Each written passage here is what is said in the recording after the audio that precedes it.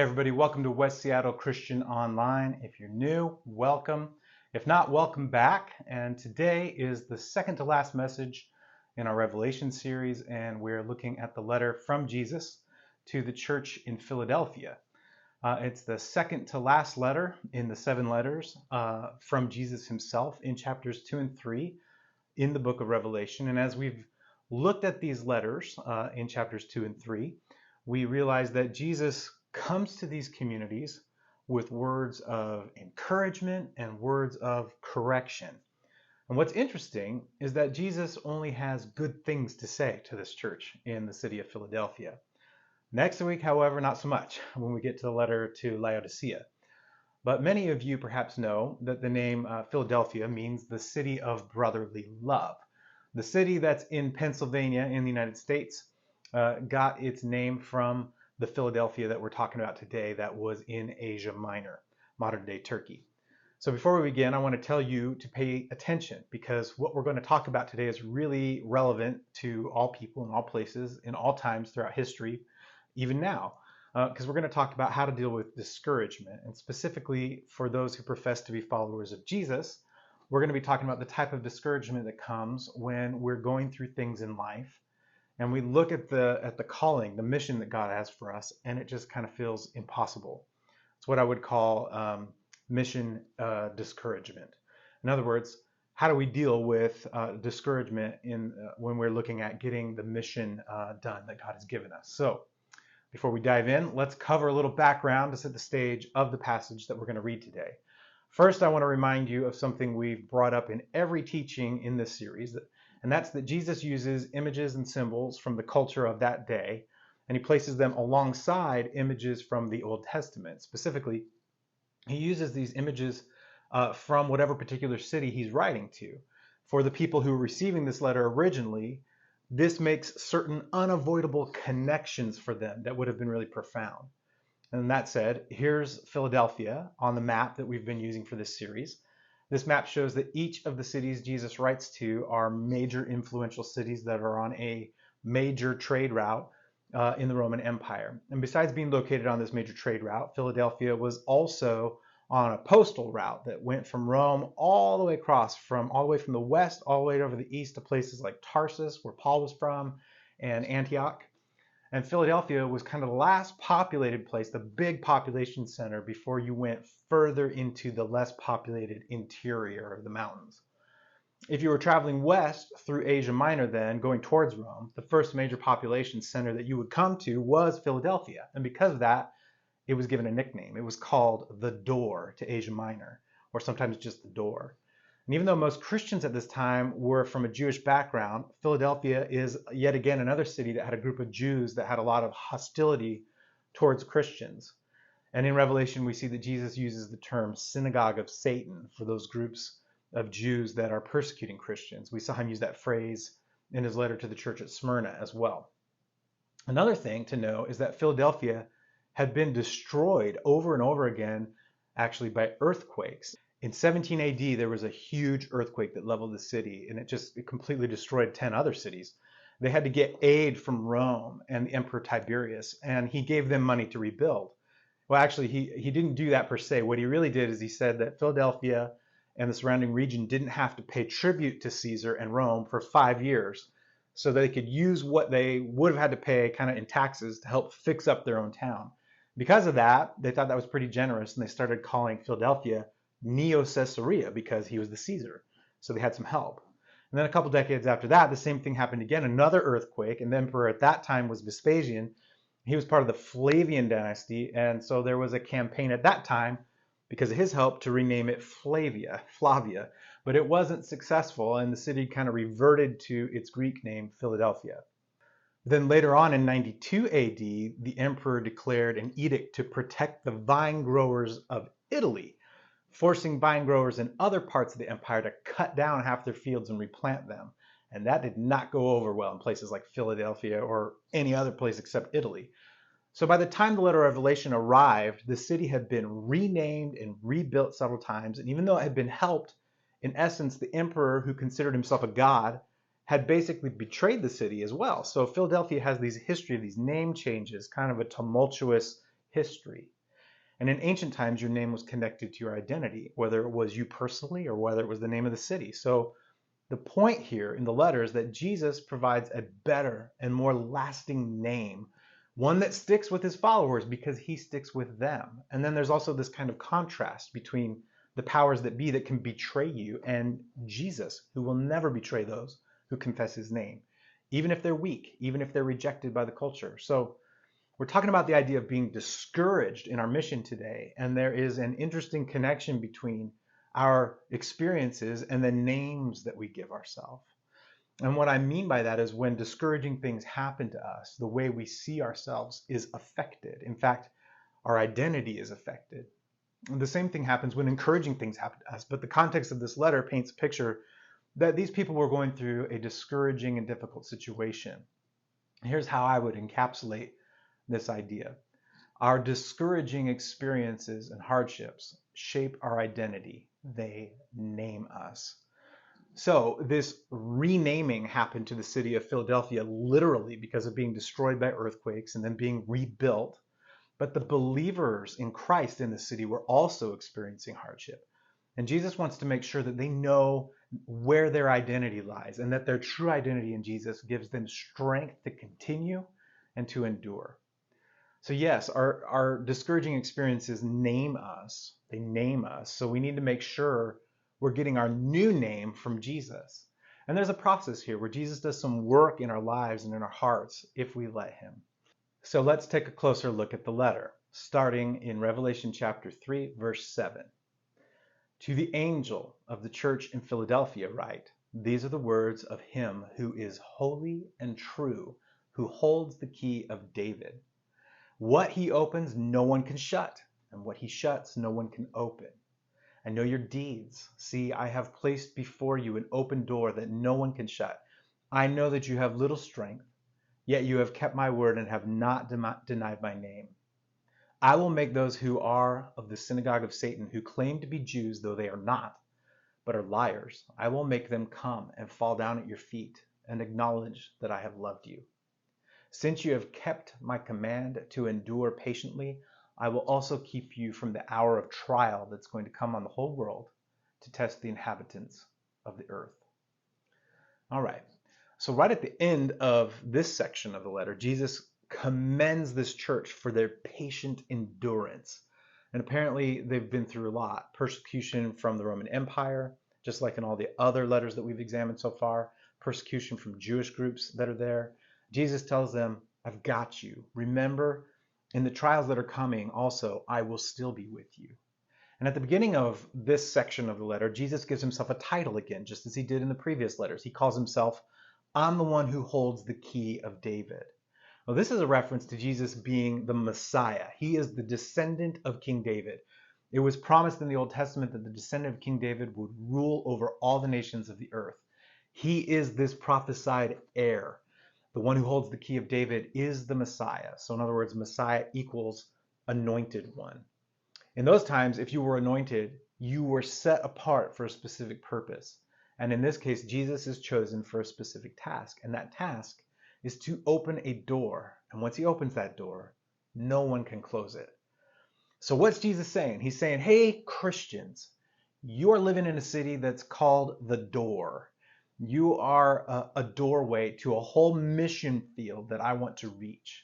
And he's encouraging these believers in their mission. They've had a hard time, but he doesn't want them to forget that the door is still open. There are still people who need to hear the good news of Jesus. They are right on the edge of this whole mission field. And we need to be reminded of that as well, because it's easy to look around and get discouraged, but we still have a mission, believers. West Seattle Christian Church still has a mission, and we need to address, not ignore, but address any and all discouragement so we can accomplish our mission. The Messiah, the anointed one, has chosen us. He has anointed us for a task, just like he has been anointed. And that task is to reach the world for Jesus, one person at a time. So are we going to let discouragement and a lack of strength hold us back from stepping through this door that God has for us? No, this door of God's mission is before us. So moving on, if you look at the next couple of verses, 11 through 13, it's pretty interesting. I want you to look at how many times he mentions the concept of naming.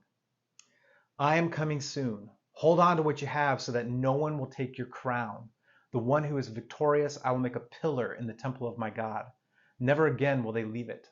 I will write on them the name of my God and the name of the city of my God, the new Jerusalem, which is coming down out of heaven from my God. And I will also write on them my new name. Whoever has ears, let them hear what the Spirit says to the churches. So Jesus encourages them again, hold on to what you have so no one will take your crown. He says he's going to make the believers into pillars in the temple of God. Well, what's that mean? That's really just a reference that goes way back to when Solomon was building the temple in Jerusalem in the Old Testament. Let's take a look at 1 Kings 7 to get an idea of what he's saying here. This is starting in verse 13. King Solomon then asked for a man named Huram to come from Tyre. He was half Israelite, since his mother was a widow from the tribe of Naphtali, and his father had been a craftsman in bronze from Tyre. Huram was extremely skillful and talented in any work in bronze, and he came to do all the metalwork for King Solomon. Huram cast 2 bronze pillars, each 27 feet tall and 18 feet in circumference. And skip down to verse 21. Huram set the pillars at the entrance of the temple, one toward the south and one toward the north, and he named the one on the south Jachin and the one on the north Boaz. This is kind of a really unique and amazing image for Jesus to use. Solomon has this craftsman make these huge pillars, and he places them at the door to the temple. Jesus is saying, just like Solomon placed pillars at the door of the temple, I have placed you, my church in Philadelphia, at the door of my mission field. And what does Solomon do after these pillars are placed? He names them. Jachin means God establishes or God places, and Boaz means strength or God's strength. So if you think about what is said in Revelation 3:8, it says, I know your deeds. See, I've placed before you an open door that no one can shut. I know that you have little strength, yet you have kept my word and have not denied my name. Just a side note, I actually know a church planter friend of mine, a pastor who his church, they named it the Open Door, which I thought was just excellent. Friends, just in case you need another reminder, God is the one who has uniquely placed us where we are and strengthened us for the task that he's given us. And these believers in Philadelphia have been placed at the door and strengthened for God's mission. And we also have been established and strengthened by God like pillars in the temple. That's our name. That's our identity. And Jesus says, never again will they leave the temple. The pillars aren't moving from the temple. The temple represents God's presence. And this is another way of saying that God's presence will always be with us. It's always going to be with us. It's a really powerful promise. And I know that many of us have gone through discouraging circumstances, and that those discouraging circumstances and experiences have named us. Whatever your experience has been, whether it's you losing your job or your kids making bad decisions or divorce, or you've lost someone, a loved one, or bad health issues or abuse or addiction, the list can go on and on. These things have named us, and we have to address this discouragement if we're going to go on to accomplish this mission. So let's do this. Let's make a list of the new ways that Jesus has named us. And here's what we have so far. God has established us where we are. You aren't here by accident. Jesus has a purpose for your life. God has strengthened us for his mission. It isn't by our strength, but by the power of the Holy Spirit that we reach the world for him. And that's good news, because we get discouraged and the task seems impossible, but God's strength is unlimited and never ending. Jesus has promised his presence to us. And that's what Jesus is saying when he says we will never again leave the temple of God. It's not a literal temple. It's the fact that we always have God's presence with us wherever we go. So you're not alone in your struggle. Your struggle has a purpose. God still has a plan for your life. And that's really, really encouraging stuff for me. I hope it is for you too. Notice that there are 3 different names that the believers are given in this passage. They're given the name of God, the name of the city of God, which is called the New Jerusalem, and they're given the name of Jesus himself. 3 different names. The other significance of names is that names symbolize belonging and relationship. If you think about it, we put our names on things that we own. We have the same last names as the people in our family. We identify With certain sports teams, we wear their names and their logos on our clothing to connect with that community. Names and identity are closely connected for us. So when Jesus says you're going to have my name and the name of God written on you, he's saying you belong to me, and you are part of the family. So we can add that to the list too. Jesus says we are his and we belong in his family. Well, to wrap this up, let's add one more thing to the list. And to do that, we have to go back, make a jump back into the Old Testament again.